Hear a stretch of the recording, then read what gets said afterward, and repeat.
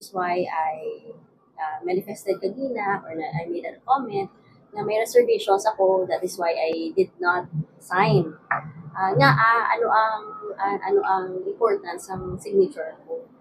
It's because if you submit yourself na nag-okay ka sa mga budget proposal, during the deliberations sa ato nga committee hearings, hindi ka nakapadugang sa budget. So kung anong nakasulat dito, pwede ka lang ka-slash or as is. So that is why nawala ko yan nagpirma because malaan kong proseso sa mga budget hearings natin. So ko nakita may ara sa dako nga pag-slash sa budget, not only sa akong office but sa bilog na sangguniang panunsod. So ginlantaw ko ang 2024, 2025 ang proposed budget for next year. Usually, mga pilagi na rin ang propose. Subong pilagi propose mga budget for the SP. Actually, dako ang i-propose na for this year, it's because it's a new office. Mm-hmm. Bagong office, bagong building, bagong mga, not only sa BMO, kundi ang ilog ng ginasakupan sa sangguniang panunsod. So, nakibot ako nga 350,000 lang yun ang na-aprobahan. So, masapit ikaw sa imong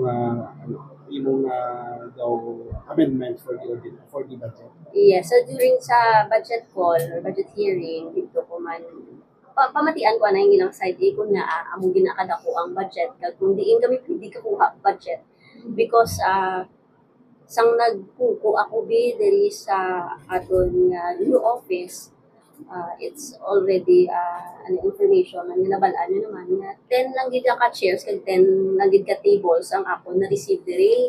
So wala man any other item maski computer man na maski cabinet man na wala. Pero feel mo yan, this is about you being the opposition. Ay, actually gusto ko tani hindi amo na pagpanumdumon. But then do na feel ko nga it's because I'm in the opposition. Why? Dito ko man nga nakita kanina sa manifestation man sa floor leader. I hope I'm wrong, no? Paghambal yang naging slash ang SISPIDEC and that nga ang city council mismo ang makauna dapat sa make sacrifices. Well, hindi man ko I was not born yesterday, no? When you say nga kung ang SISPIDEC is-slash mo, okay man na, kung palariho kami tanan. Pero abi, kung maghambal ka ng SISPIDEC, it's only intended for your office, abi, sa mga kanya-kanyang office natin.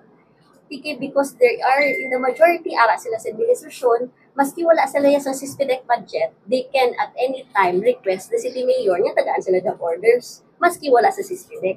So ako and Councilor Sheen cannot do that.